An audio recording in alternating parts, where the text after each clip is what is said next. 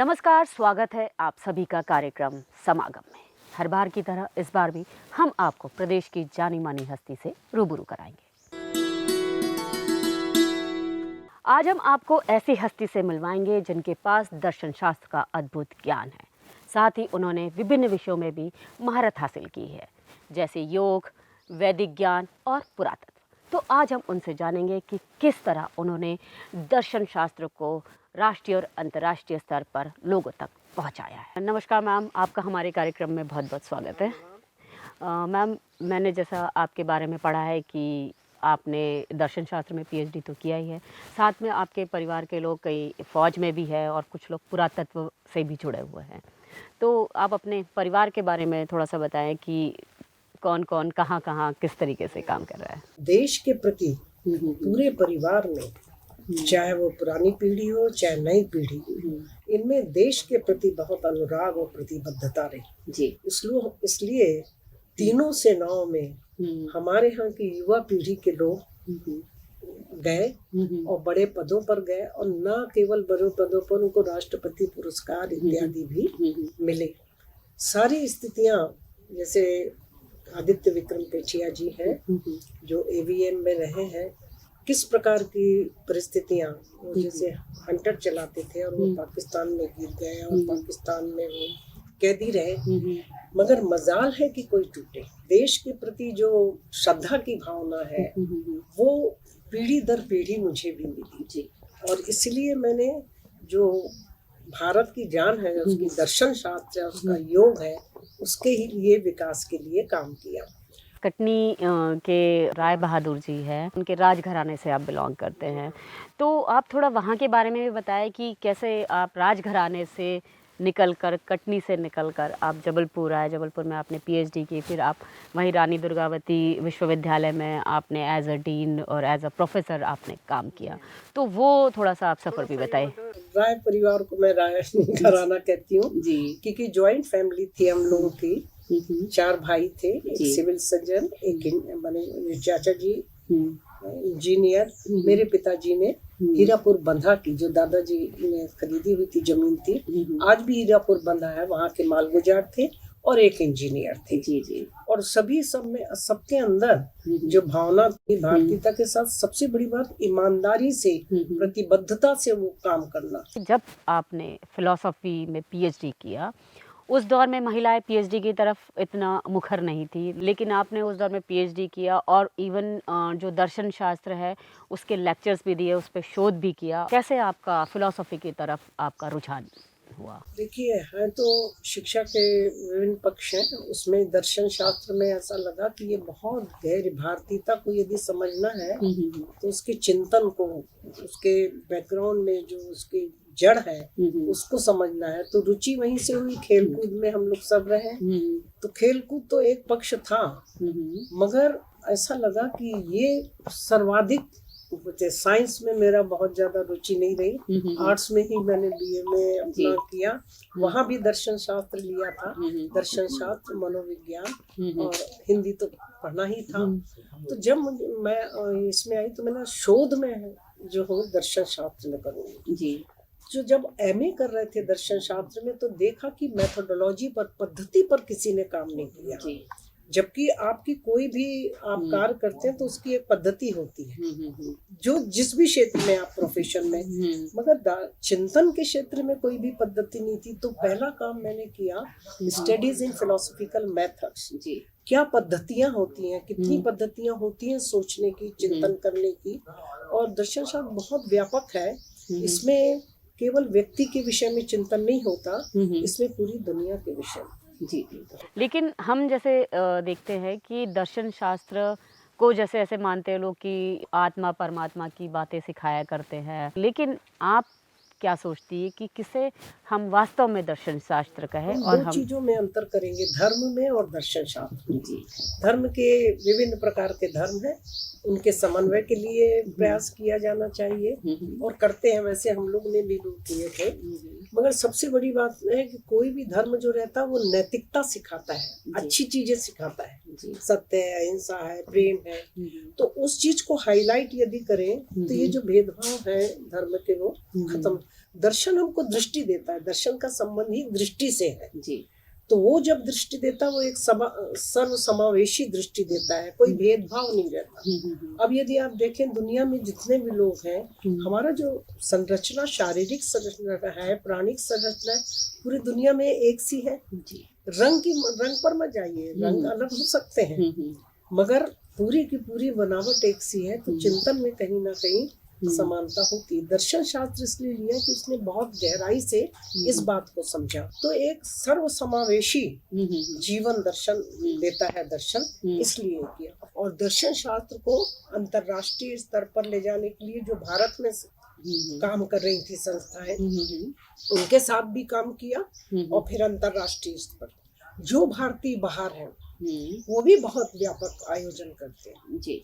तो उन्होंने योग को भी वहाँ इंट्रोड्यूस कर दिया। वहाँ जो कल्चरल सेंटर है भारत के द्वारा ही चलाए जाते हैं, वहाँ हिंदू मैंने जन्म तिथि कैसे मनाए जाते हैं, सब मिलके कैसे करते हैं और कल्चरल सेंटर बनाए जहाँ की भारतीय संस्कृति के विषय में वो लोग सीधे साधे। तो मैं आपसे जानना चाहूँगी कि जैसे आपने कहा है कि योग को आपने वेस्टर्न कंट्रीज में योग के बारे में भी बताया है और दर्शन शास्त्र और योग को कैसे समावेश किया जाए। होता है कि दर्शन शास्त्र तो सैद्धांतिक है जी, सैद्धांतिक दृष्टि से बात करता है, मगर योग उसका प्रैक्टिकल साइड है जी। तो प्रैक्टिकल साइड को जब हम अपनाते हैं जीवन में तब तो वो सार्थक होता है जी।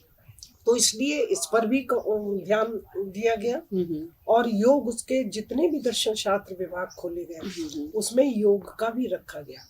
कई जगह योग के ही विभाग है, जैसे केवल राम योग ही सबसे ज्यादा योग के विभिन्न प्रकारों को करता है, मगर योग के साथ जड़ी बूटियां कभी सिखाना है जी जी। तो यही तरीका है कि दर्शन शास्त्र को हम धरती पर उतारे और लोग के स्वास्थ्य, शांति और विकास के लिए काम करें जी। तो आपने जैसे योग और मेंटल हेल्थ पर आपने एक आर्टिकल भी लिखा और उस पर शोध भी किया है, तो कैसे आप लोगों के स्वास्थ्य को, उनके मनस्थिति को, उनके मस्तिष्क को, कई लोग बहुत स्ट्रेस में होते हैं, तो कैसे उनके लिए ये लाभदायक है? जैसे जैसे स्थितियां चेंज होती गई वैसे वैसे योग ने भी अपना रूप चेंज किया।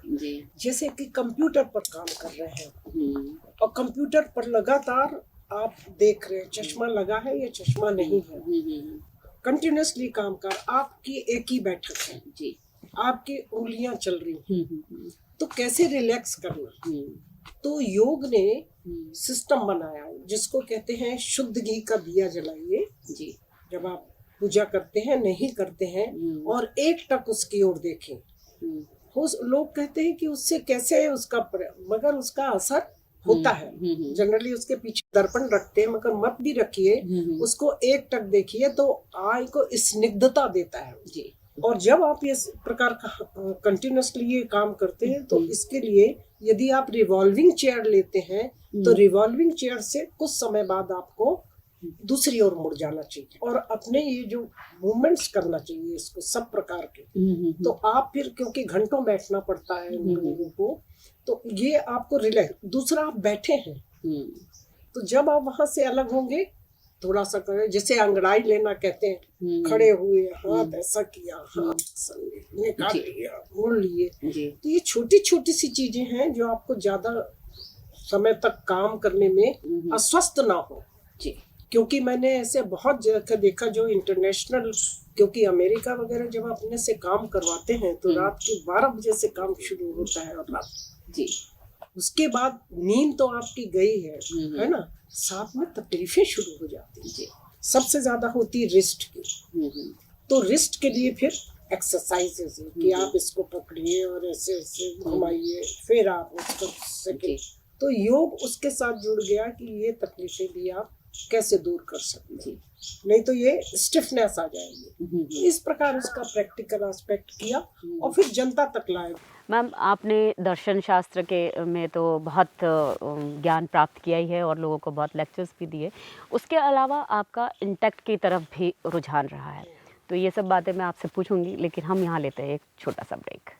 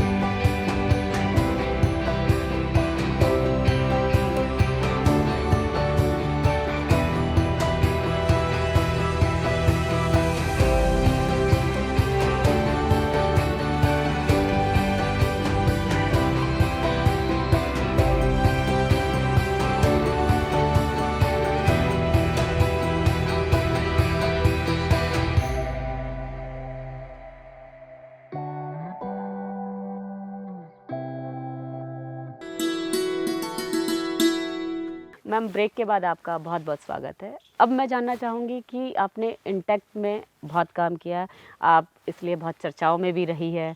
तो आप बताइए कि आप इसके लिए आपने कई सेमिनार्स भी किए हैं देश विदेशों में। तो ऐसे कुछ उन सेमिनार्स का कुछ सारांश बताएं कि आपने लोगों को इस बारे में बताया हो, पुरातत्व के बारे में। देखिए, प्रारंभ इसका हुआ हमारे दादाजी Rai Bahadur doctor Hiralal, he is known as father of archaeology. Bharat में वो पुरातत्व के जनक माने जाते हैं। डिप्टी कमिश्नर थे, तब से उन्होंने कहाँ कहाँ भारत की बिखरी हुई प्रतिभाएं हैं, पुरातत्व का है, वो सारी खोजें की। तो इंटेक्ट के ज़रिए आपने कहाँ कहाँ सेमिनार्स किए और किन विषयों पर किए हैं? इंटेक्ट का है national trust for cultural heritage. ये चूंकि हम माने हमारे परिवार में पुरातात्विक बहुत से संबंध है, तो उसमें हम लोग जिस क्षेत्र के रहते हैं, जैसे हम जबलपुर क्षेत्र के हैं, तो इसमें पुरातात्विक महत्व की क्या चीजें, जैसे 64 योगिनी का मंदिर है या लमेटा घाट है ना, तो इन सब की चीजों के विषय में जानकारी खुद लेना और साथ में यंग जनरेशन को बतलाना। और इंटेक एक काम करता है कि युवा पीढ़ी में जो नई जनरेशन है उसको बहुत सी चीजें नहीं मालूम है, तो उस शहर में कहाँ कहाँ क्या है उस जगह विजिट भी कराते हैं, दिखलाते हैं, टीम को ले जाते हैं बस में और समझाते हैं। फिर उसके बाद उनके कंपटीशन होते हैं और कंपटीशन में जो लास्ट में आता है उसको नेशनल ले जाते हैं, राष्ट्रीय स्तर पर, और उसको पुरस्कृत किया जाता है। मैम, जैसे हमारे जो दूरदर्शन के दर्शक है, हर उम्र के हैं, हर वर्ग के हैं, तो उनको आप ये बताइए कि कैसे जब आप लोगों को इंटेक्ट के ज़रिए स्टूडेंट्स को आप हिस्टोरिकल प्लेसेस पर लेकर जाते हैं और उनको किन चीज़ों पर आप फोकस करते हैं कि क्या चीज़ उन्हें समझाते हैं कि उनकी रुचि बनी रहे? जब हम लोग को विजिट पर ले जाते हैं, जैसे जबलपुर के पास घुघुटवा नेशनल पार्क है, जबलपुर वैसे भी सेंटर में है पूरे भारत के, और यहाँ पर 6000 करोड़ वर्ष पहले के डायनासोर के न केवल अंडे बल्कि उनका स्केलेटन वगैरह रखा है। डायनासोर कहाँ कहाँ पाया गया? जबलपुर की सीता पहाड़ी में पाया गया, और डायनासोर का अंडा रखा है, उसको पूरा एक्सप्लेनेशन उसका पूरा रखा है, कौन से पेड़ होते थे और कैसे घाटी से जो आप अफ्रीका के पास से जब भारत अलग हुआ तो किस प्रकार से हुआ और कितने वर्ष उसमें लगे। तो ये वहाँ जब उनको विजिट कराते हैं, व्यक्तिगत रूप से ले जाते हैं, जो टीचर रहता है पुरातत्व विभाग का, इंटेक के जो इंस्ट्रक्टर रहते हैं, वो एक्सप्लेन करते हैं। तो अब मैं आपसे जानना चाहूँगी कि जैसे आपके दादाजी राय बहादुर जी पुरातत्व के जनक माने जाते हैं, तो आपको जब ये पता चला कि आपके राजवाड़े की कुछ मूर्तियाँ चोरी चली गई? देखिए, चोरी के पहले तो हमारी ही वो थी विरासत से प्राप्त, और उसकी पूरी सुरक्षा थी, क्योंकि बड़ा भारी हमारा संयुक्त परिवार था और रहते थे सब लोग। फिर नेचुरली बहुत बड़े लोग रहे नहीं और दूसरे लोग अपने नौकरी के उसमें बच्चे चले गए, तो उसका लोगों ने फायदा उठाया। जो वज्र प्राणी की मूर्ति थी वो हमारे दादाजी, 2 ही मूर्तियां थी। एक मूर्ति गेट में लगाई गई जो कि 5 फीट की थी और उसमें ब्राह्मी लिपि पर नीचे लिखा हुआ था, वो रायवाड़े के ऊपर लगी हुई थी। वो मूर्ति चोरी हो गई, और वो मूर्ति चोरी होके रातों रात हम लोग ने फिर बहुत जगह प्रयास किए, और माने ये था कि लंदन की ओर ही जाएगी, इंग्लैंड ही जाएगी, उसके लिए सारी जगह भेजा गया और फोटो लगा के भेजा गया। जबलपुर में जो पुरातत्व संघ के लोग थे, डॉक्टर चौबे वगैरह, सब लोगों ने मिलकर हम लोगों ने काम किया, मगर वो मूर्ति हमें नहीं मिली। जब आप विदेशों में गए हैं और कई तरीके के अलग अलग वहाँ का ऑडियंस अलग होता है और इंडिया का ऑडियंस अलग है, तो यहाँ आप योग के बारे में या दर्शन शास्त्र के बारे में लोगों को जब बताते हैं तो एक अलग तरीके से वो आपसे सवाल जवाब करते हैं। वहीं आप विदेशों में भी गए, वहाँ भी आपने लेक्चर्स दिए, सेमिनार्स अटेंड किए, तो वहाँ का जो दर्शक होता है, वहाँ का जो ऑडियंस होता है, वो बिल्कुल ही अलग होता है। तो वो किस तरीके के सवाल जवाब आपसे दर्शन शास्त्र का है या योगा के बारे में पूछते हैं? देखिए, जो वर्ल्ड एसोसिएशन फॉर वैदिक स्टडीज है उसमें तो केवल भारतीय नहीं विदेशी भी हैं। फ्लोरिडा यूनिवर्सिटी ने किया था पिछली बार, फ्लोरिडा इंटरनेशनल ने, तो उनके साथ इतना नहीं लगता, क्योंकि वो उसी प्रकार से ट्रेंड होते हैं जो लोग लगातार काम कर रहे हैं वेव्स वहाँ पर, तो उनको धीरे धीरे वो भारत को समझने लगे हैं जी। और एक तरीका होता है लेक्चर के द्वारा किसी चीज को सिखाना, जी। दूसरा तरीका होता है व्यवहार में सिखाना। जैसे एक मार्टिन करके थे, कई बार बहुत टेंस हो जाते हैं उन लोग, है ना। आप टेंस हो जाएंगे तो आपके काम सब रुक जाएंगे। तो वो बिल्कुल साधु जैसे थे। जो इग्नो की कॉन्फ्रेंस हो रही थी फ्लोरिडा इंटरनेशनल यूनिवर्सिटी में, तो वो बहुत टेंस थे। हम लोग, you are looking so tense, do this thing, do this, only 5 minutes we need. तो फिर इस तरीके से फिर हम उन लोगों के बीच में ट्रेनिंग दी, मगर जड़ हमारी भारत की ही रहती है। और आपको आश्चर्य होगा, योग केवल यूएसए वगैरह भर में नहीं है। योग अब हांगकांग वगैरह, हमारे कुछ विद्यार्थी इस ओर गए हैं, चाइना और हांगकांग की। हांगकांग मेन है, तो अच्छा कमा रहे हैं वो।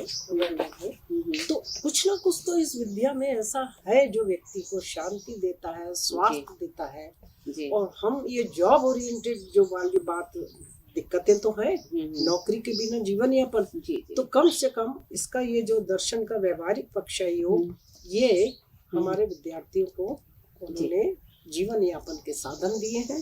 और उससे हमें विश्वास हुआ है कि ये आगे यही परंपरा चले। हम अगर योग की बात करें तो ये हमारी बहुत ही प्राचीन विद्या है, जिसे हमारे साधु संत से लेके सारे लोग पहले से किया करते थे। लेकिन अब जो ये योग दिवस शुरू हुआ है, ये किन के प्रयासों से शुरू हुआ है? केंद्रीय सरकार के ही प्रयासों से शुरू हुआ है।